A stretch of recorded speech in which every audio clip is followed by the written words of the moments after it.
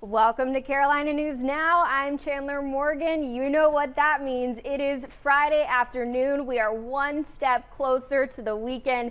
Thanks for being with us here. You might be watching on Facebook. You might be watching at home. You might be watching on your phone. Wherever you're watching from, we're glad that you're here with us because we are about to give you the biggest stories that happen across the Carolinas. And let me tell you, we've got a lot of stories this week. We've got some crazy videos, some sharks over in Surf City. We've got a story about how people are pointing lasers at pilots and it's becoming dangerous for planes. We've also got this crazy video, which is where I want to start right now for Carolina News Now. This is coming from Sunset Beach. I'm going to pull it up for you now. Take a look at this. Wow, look at the size of that alligator. Police in Sunset Beach say this is a 9-foot alligator that they had to relocate there. Look, it looks like he's got it on a leash there. So this, of course, is not something that you see every day. A group of police officers walking that alligator down the street. Sunset Beach police posted this to Facebook and they say that gator was caught trying to break into a community pool on Oyster Bay Drive last Friday. He was trying to get a dip in the pool, but officers say they managed to relocate that alligator to a nearby pond and get it away from the neighborhood. Good to hear. So that is crazy there. If you were watching, I want to know where you're watching from. If you're watching on Facebook with us, leave me a comment. Let me know where you're watching from today. We are glad you're here with us in Carolina News Now. Okay, so it's Friday. We've got to get a check of the weather. We want to know what's going on, what we're going to be seeing heading into the weekend. So I'm going to send things over to meteorologist Rachel Coulter. I'm WBTV meteorologist Rachel Coulter out of Charlotte, North Carolina, and really across the Carolinas this weekend. We have nice and dry conditions in the forecast, whether you're going to be heading out to the mountains or heading off to the beaches. We should be dry once this cold front moves off towards the east. Still above average this weekend, a little unsettled heading into next week.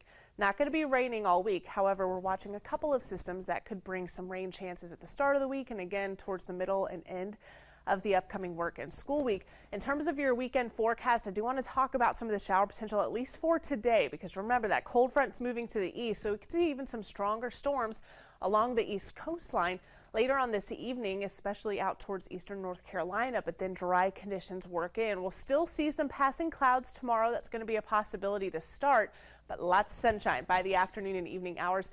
Temperatures across the Carolinas in the 60s and the 70s for the most part. A little bit cooler up in the higher elevations of the mountains, of course.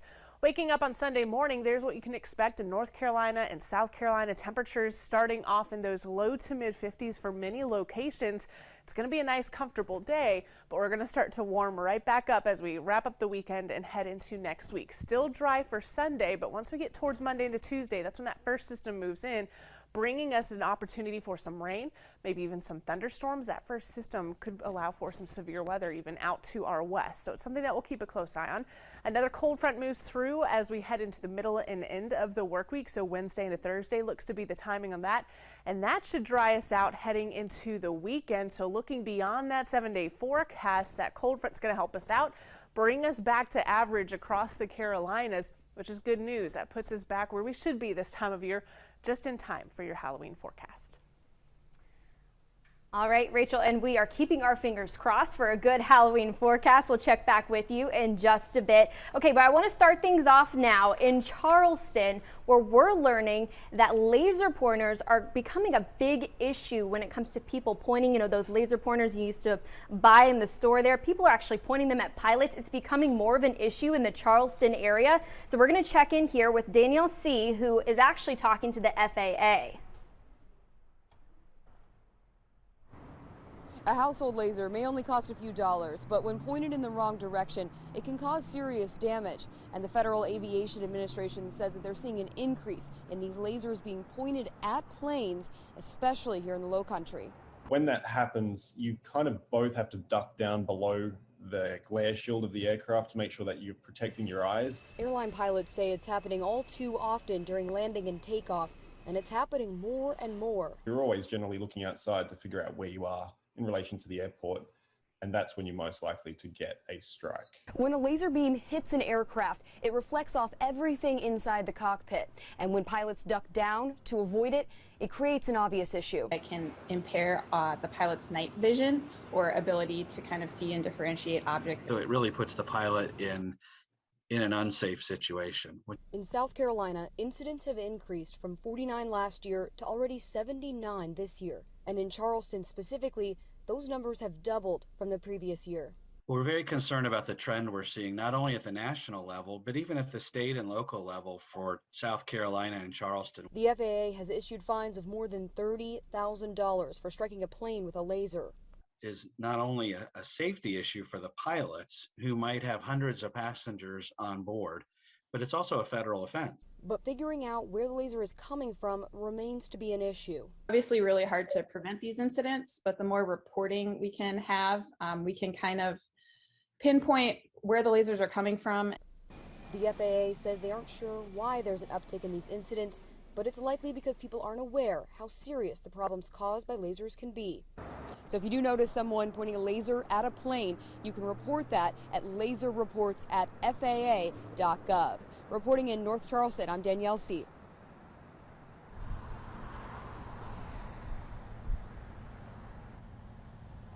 All right, Danielle, thank you so much. What I want to do now is actually go out live to one of our reporters we've got in South Carolina. We are learning about another round of shots that could be going into arms, but this time it's going to be for young children. That's why we've got WBTV's Morgan Newell joining us live from South Carolina right now. So Morgan, how many doses is the state supposed to get? More than 150,000 are supposed to be making its way to the state in just a few weeks. DHEC says by the time the first week of November rolls around, they should have those in fridges. So they're wanting parents to make the decision right now if you're going to get that shot or not for your child. As South Carolina's health agency prepares to get ready for another COVID vaccine rollout, this time for 5 to 11-year-olds, Chris Stout knows his 10-year-old isn't getting it. I'm not anti-vax, I'm just anti-this vax because I don't know what's in it. Stout's 3 kids go to Fort Mill schools. When the Pfizer vaccine became available for his high school students, he sat down with his wife and decided this vaccine was a no-go. They're kind of on board with us. They didn't really want to get vaccinated either because they're just as scared as everyone else about the vaccination. Stout's kids are up to date on all the other vaccines, but when it comes to COVID's, he has one word for what he'd like to see before rolling up their sleeves. A little more transparency and to see what's actually in the shot. There seems to be a little secrecy around this, but what's in the shot, what the long-term effects are, and just some more data. So Stout made the choice not to, while Shannon Walton's making the choice to get her kids vaccinated. I don't want my kids to get sick and wind up in a hospital and potentially die. Walton's 2 kids under 11 are the only ones in her family of 5 not vaccinated. I cannot wait because that once my entire family will be vaccinated, it will just give us that extra peace of mind. She leaned on her pediatrician to make the decision. She says she trusts their expertise enough to feel like she made the best decision for her kids and her family. I view my job as their parent as to keep them safe, and I take my job very seriously. And so getting the vaccine is one thing I can do to keep my children safe. The COVID-19 shot is not required in schools by DHEC just yet, so it's not like the MMR shot where you have to get it for your child to be able to go to school. I'm Morgan Newell reporting in South Carolina for Carolina News Now. Back to you. Morgan, thank you for that live report there. All right, let's go over to Eastern North Carolina now, where you've probably heard of this week, supply chain shortages. Well, it's impacting our schools, and more specifically, it's impacting our school cafeterias. We know a lot of different schools in the Charlotte area are also seeing this, so this is definitely an issue being felt across the Carolinas. That's why we're going to check in here. We're going to go closer to New Bern, North Carolina, with Hannah Jeffries, who gets a check at what our school cafeterias are doing to adapt. Some schools here in Eastern North Carolina have not been able to avoid the impacts from a supply chain backlog. The Craven County school system tells me they're having trouble finding containers, utensils, and certain food items. However, they are coming up with ways to combat this problem. While going through the lunch line, New Bern High School students might notice a few changes. It is definitely different. For example, spoons and forks are no longer out for the taking. We have the cashiers giving out one per student. Assuring every student gets a single utensil is just one of the ways the school system is handling a supply chain backlog with help from their patrons. I'm kind of just like falling in place and kind of making sure that I just have what I need. And I don't end up with 2 spoons and then somebody else doesn't have something. Craven County School Nutritionist Director Lauren Wayan explains they're having a hard time getting containers and 5-compartment trays, forcing nutrition staff to get creative. We have them cutting the containers, so they use on both sides. So the closed compartment, they cut that, and then they're able to use the both sides, so it'll last twice as long. The challenge is also coming to their plates as they struggle to get certain meats and more. Before we did not have syrup. We just got syrup a couple of days ago. Wayan says they're combating the food shortage by cutting out the middleman. We go directly to the manufacturers to see if that would help. And buying from North Carolina meat processors and growers. It has forced us to think outside the box. And while it might be another step, it's so worth it when you are able to know and feel secure that you will have these items coming in. Wayand also tells me there is a need for nutrition staff. She said some of her office workers have even had to step up and step into the kitchen in order to help. Reporting for Carolina News Now, I'm Hannah Jeffries, WITN News, New Bern. I'm going to take you back to South Carolina now. We're going to go closer to Columbia, where we're checking in with our Adam Mintzer. He's learning that housing advocates, specifically in South Carolina, they are seeing a spike in demand. And this is directly related to, they say, because of the end of the eviction moratorium back at the end of August. We're going to check in here with Adam Mintzer. Moore says they were expecting a lot of people needing help after the eviction moratorium ended at the end of August, but this has been way more than they thought. Good afternoon, Family Shelter. Consuela speaking. How may I help you? The phone at Homeless No More rings 20 to 30 times a day now. Normally we'll see 10 phone calls a day from families who are at risk of homelessness. We are having to turn more people away right now than ever before. CEO Lila Anasals has spent nearly 2 decades with the nonprofit, but helping families who are months behind on rent. The hole is too big to get out of. While also trying to set up a program to house some of these families in motels is a challenge. We kept bracing for this wave of the eviction crisis, and it never came. And about 2 weeks ago, we all took a step back and said, it's a tsunami. And it's not just at this Columbia-based organization. From Charleston to Greenville, new evictions have doubled or even tripled in the past few weeks, according to Princeton University research. So we're seeing larger families. We're seeing families with one working parent versus no working parents. We're seeing the working poor. And the CEO and president of Homeless No More says that she's looking right now for some funding that she can use to help the at-risk families coming to her organization in the short term and in the long term. In the short run, she's looking for money so that she can establish a motel program to house families for about 2 to 3 weeks. In the long run, she's hoping to make some systematic changes to affordable housing in South Carolina. For Carolina News Now, I'm Adam Mintzer, WIS News 10 in Columbia. All right, Adam, thank you for checking in with us here. Before we go any more further, I want to check in with you all. Where are you watching from? If you're watching on Facebook, leave us a comment from where you're watching from. This is Carolina News Now. We are bringing you stories from across the Carolinas, so we're partnering with 6 different TV stations to do so. We've heard stories so far from Charleston, from the South Carolina area, and now we're going to move over to North Myrtle Beach. So this is the story I want to bring you next.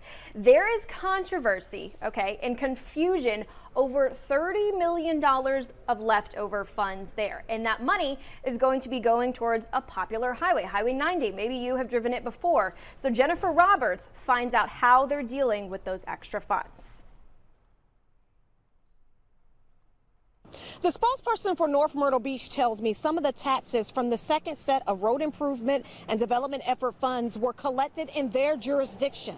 And that's why they want to see a portion of that money being used on their city roads. I want to make sure that we can pass another resolution because we're fixing to get in trouble on the $30 million. On Tuesday night, Councilmember Harold Worley said he'd been in communication with the city of North Myrtle Beach. and those talks left him a bit concerned about the future of the Ride 2 leftover funds. The chairman asked me if I would approach the city manager of North Myrtle Beach, Mr. Mike Mahaney, and I did. And he got back to me the next day with a letter saying that they want their $6 million. I followed up with North Myrtle Beach leaders. The city spokesperson, Pat Dowling, provided me this email correspondence between the city manager, Mike Mahaney, and councilmember Worley. You can see the subject line states, leftover Ride 2 funds. In this email, Mahaney states, the elected officials of North Myrtle Beach want their roughly $6 million. Dowling confirmed in a separate email with me, the city of North Myrtle Beach prefers to use its portion of the remaining Ride 2 money on the city's transportation needs. The lingering question is, can Horry County leaders commit all the leftover money to Highway 90, or will other municipalities be entitled to a part of the leftover Ride 2 dollars? North Myrtle Beach wants their portion of that $30 million. Myrtle Beach will probably want their portion, and Surfside and on. So now it's not $30 million anymore. Maybe they won't ask for their money, and we can use it. We've been allocating it all along, so it's a question up near. Horry County Councilmember Johnny Vaught tells me the county has been advised by their attorney on this matter, and he feels they're standing on solid ground. The law says that it goes to the general fund of the entity that collected it, and the entity that collected it was Horry County. We don't believe that they have a leg to stand on legally, but then you can sue anybody for anything. I've been working to learn more about how the municipalities determine how much of the Ride 2 funds they feel they're owed. The spokesperson for the city of Myrtle Beach tells me city council has not discussed this matter yet. Reporting for Carolina News Now, I'm Jennifer Roberts, WNBF, Horry County. All right, it is lights, camera, action in Wilmington. We are learning about a big investment happening in Wilmington, and it's all centered around the film industry. Michael Prats tells us more.